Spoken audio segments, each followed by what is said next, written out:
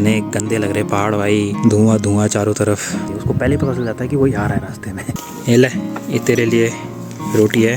फूलों के बीज लेकर आया हूँ बहुत सारे, पूरा बाग ही सजा देना इस बार। यहाँ पर एक दीवार लगी है, यहाँ पर खुली है, यहाँ एक कुत्ता भटक रहा है। ओए तू पीछे पीछे क्यों आ रहा है मेरे? ये रोड पता नहीं कब तक आएगा। ये 15 साल 20 साल मतलब उससे ऊपर ही हो चुके हैं। नाम क्या है तेरा? चल इंसानों की तरह बोल के दिखा चल। दोस्तों ये 3 फूल के बीज लेके आया था अपने साथ। इन फूलों को ना यहाँ रेलिंग की तरफ लगा लेते हैं, पूरा यहाँ से लेकर यहाँ तक सारा। और चाय के साथ साथ बाल मिठाई का आनंद भी लेते हैं। थोड़े दिनों में यहाँ स्ट्रॉबेरी हो जाएगी लाल लाल।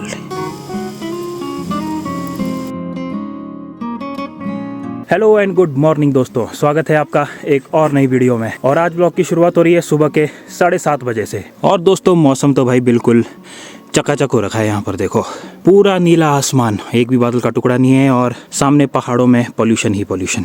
और सूर्य देव ने अपने दर्शन दे ही दिए हैं, जो उनका रोज का काम है।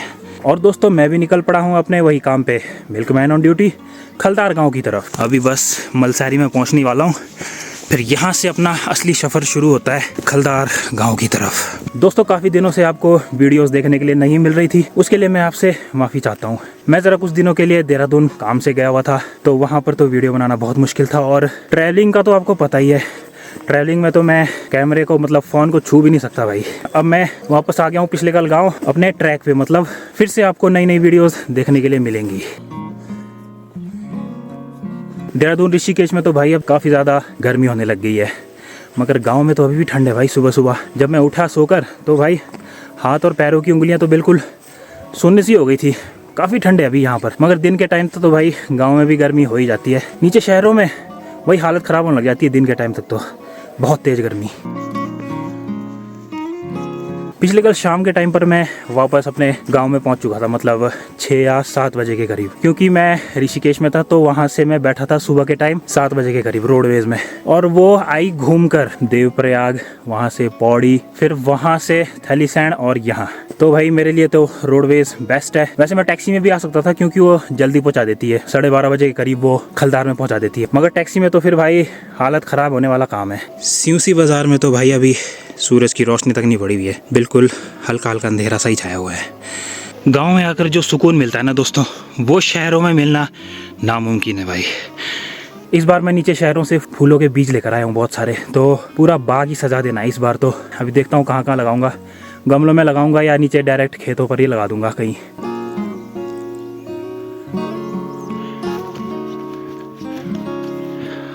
और दोस्तों फिलहाल मैं भी पहुंच चुका हूं खलदार गांव में, तो फटाफट से दूध की डिलीवरी करता हूं और आप सभी से मिलता हूं बस थोड़ी सी देर में।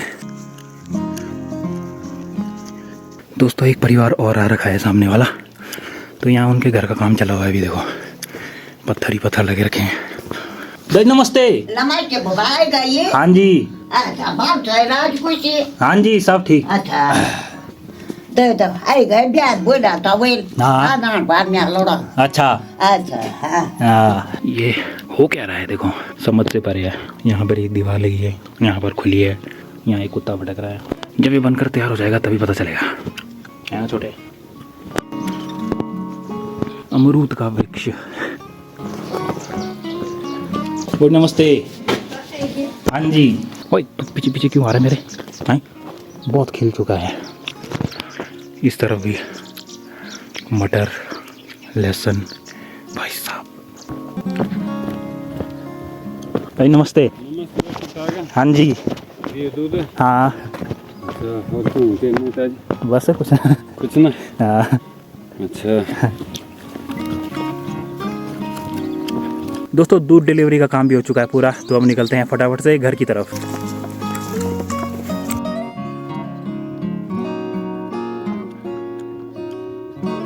रोडवेज वाले ने पिछले कल बहुत लेट पहुंचाया मुझे यार। कहीं पर वो जगह जगह पर रुक जा रहा था ऐसे ही 10-15 मिनट के लिए हेलो हाई करने के लिए, और काफ़ी स्लो चला रहा था बस, जिस वजह से काफ़ी लेट हो गया भाई। वैसे 4:30 बजे के करीब मुझे बैजरो पहुंच जाना चाहिए था, मगर उसने भाई 6-6:30 बजा दिए बैजरो में ही। अच्छा हुआ शाम के टाइम पर भी हल्का हल्का उजाला था, तो मैं गाँव तक आसानी से पहुँच गया, वरना अगर अंधेरा हो गया तो ना भाई हालत ख़राब हो जाती अंधेरे में ऊपर आने में।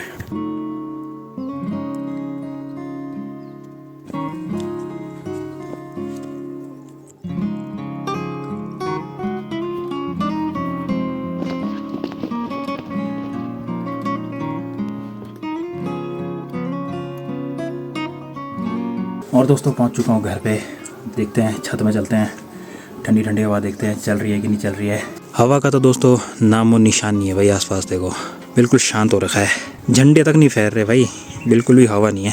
चलो एक तरह से ठीक ही है, क्योंकि भाई सुबह सुबह काफ़ी ठंड है और अभी सूरज की रोशनी पड़ रही है ना, तो भाई आहा आनंद की अनुभूति हो रही है। ये पॉल्यूशन कब ख़त्म होगा यार भाई, कितने गंदे लग रहे पहाड़ भाई, धुआं धुआं चारों तरफ। एक तो बारिश भी नहीं हो रही, उस वजह से ये धुआं भी नहीं हट रहा। बारिश हो जाती ना एक बार, कुछ दिन के लिए तो आराम मिल ही जाता है, थोड़ा धुआं धुआं साफ हो जाता है बारिश की वजह से। चलो दूर वाले पहाड़ों में तो दिख ही रहा है धुआं, देखो भर भर के। मगर भाई ये जो सामने वाला पहाड़ है ना, यहाँ पर भी हल्का हल्का धुआं दिख रहा है भाई। पहले इतना भी नहीं दिखता था यहाँ आसपास। ये वीडियो में आपको सही से धुआं नहीं दिख रहा होगा, मगर भाई हल्का हल्का धुआं फैला हुआ है चारों तरफ। दोस्तों काली गौरी को भी नहीं देखा इतने दिनों से, तो चलते हैं छन में और उनसे मिल के आते हैं। उनके लिए रोटियां और गुड़ ले जा रहा हूँ, थोड़ा सा मज़ा आता है उनको गुड़ खाने में, उनका मूड फ्रेश हो जाता है गुड़ खा के। बाचू भाई नमस्ते। नमस्ते। आए जी। हाँ जी। अच्छा, और ठीक ठाक है ना वो? हाँ सब बढ़िया। हाँ शाम को आ गया था 6:30-7 बजे। हाँ उसी में आएगा रोड देकर। हाँ रोडवेज।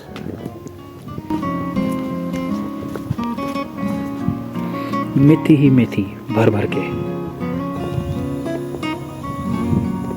अभी देखना मैं चुपचाप से जाऊंगा नीचे और एकदम से काली ना अपने कान खड़े कर देती है। उसको पहले पता चल जाता है कि कोई आ रहा है रास्ते में। अभी मैं बिल्कुल आराम से चल रहा हूँ और उसको पहले पता होगा कि यहाँ ऊपर कोई आ रहा है। अभी देखना,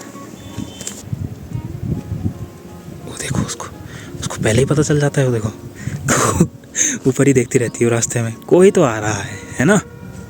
कालू, अरे कालू, कालू क्या हाल है कालू?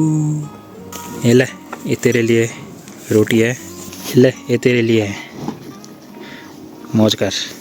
अब क्या चाहिए? पता है उसको कि रोटी के बाद गुड़ तो मिलता ही मिलता है। वो देख रही है अभी। ये ले गुड़, ये ले तू भी ले गुड़ बस। अरे अरे अरे अरे अरे हैं, देखो भाई इसको पूरा हाथ ही खा जाएगी। दोस्तों एक तो हमारे गांव के लिए ये समस्या हो गई है सबसे बड़ी, रोड की। भाई ये रोड पता नहीं कब तक आएगा यार। 15 साल 20 साल मतलब उससे ऊपर ही हो चुके हैं ये रोड, तब से अटका का अटका ही पड़ा हुआ है। अभी अगर रोड आ गया होता ना तो भाई यहाँ से आना था उस रोड ने। देखो अभी इधर से होते हुए, यहाँ से होते हुए उस रोड ने जाना था सीधा आगे, अरकंडाई पंचपुरी में मिलना था। अभी मैं फेसबुक पे न्यूज़ देख रहा था कि वहाँ बता रहे हैं कि ये रोड का काम फंसा हुआ है फॉरेस्ट डिपार्टमेंट वालों की तरफ से, कि यहाँ पर ये जंगल में पेड़ वगैरह बहुत ज़्यादा कट रहे हैं, जिसकी वजह से रोड का काम थोड़ा अटका हुआ है। मुझे तो ये समझ नहीं आता इनको, जो ये फॉरेस्ट वाले होते हैं, इनको शहरों में पेड़ वगैरह क्यों नहीं दिखते भाई? वहाँ तो बुरी तरह पेड़ काटो, वो काटो, सब कुछ काट देते हैं और भाई उनको वहाँ प्लॉट बनाने। और यहाँ जब गांव में ज़्यादा ज़रूरत है रोड की, जहाँ गांव में रोड चाहिए, लोगों को सुविधाएं चाहिए, वहाँ इन्हें पेड़ दिख रहे हैं जंगलों में कि पेड़ कट रहे हैं भाई बहुत ज़्यादा।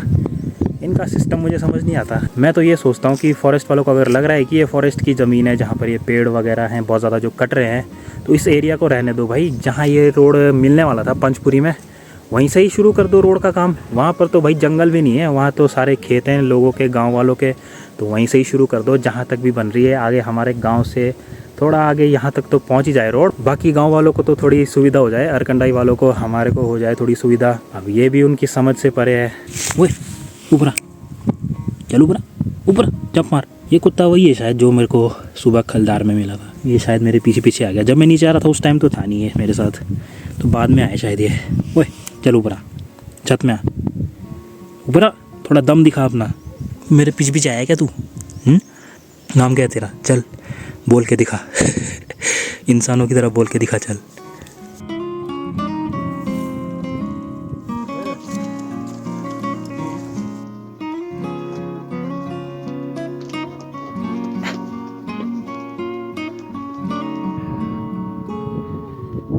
नीचे देहरादून जाकर मुझे यार हल्का हल्का जुकाम सा भी लगने लग गया। आजकल शहरों में चले हुए भी हैं ऐसे वायरल फीवर वगैरह। मुझे तो एक ही दिन हुआ वहाँ जाते हुए और जुकाम लग गया। अब गांव में आके ठीक हो जाएगा यहाँ के फ्रेश वातावरण से। दोस्तों ये 3 फूल के बीज लेके आया था मैं अपने साथ।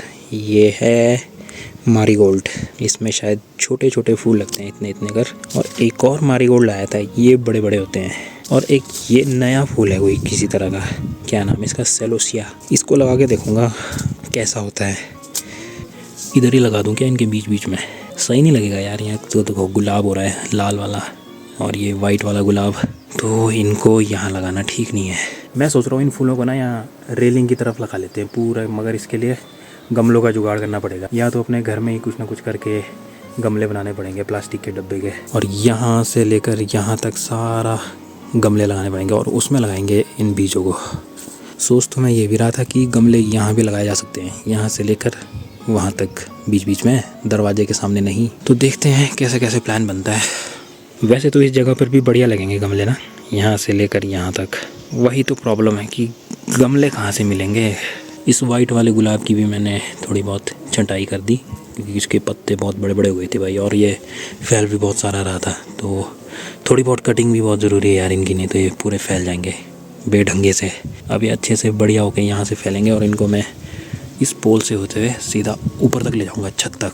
बाकी ये लाल वाला ये बड़ा धीरे धीरे ग्रो हो रहा है। ये वाला जो इसका तना है ना, ये अभी अभी निकला है भाई कुछ दिनों में ही, देखो बहुत बड़ा हो चुका है। और ये वाला हिस्सा मैं लाया था इसका। दोस्तों शाम का समय हो चुका है और चाय पीने का टाइम भी हो चुका है, मगर साथ में भाई हवाएं बहुत तेज़ चल रही है इस टाइम पे, और चाय के साथ साथ बाहर मिठाई का आनंद भी लेते हैं।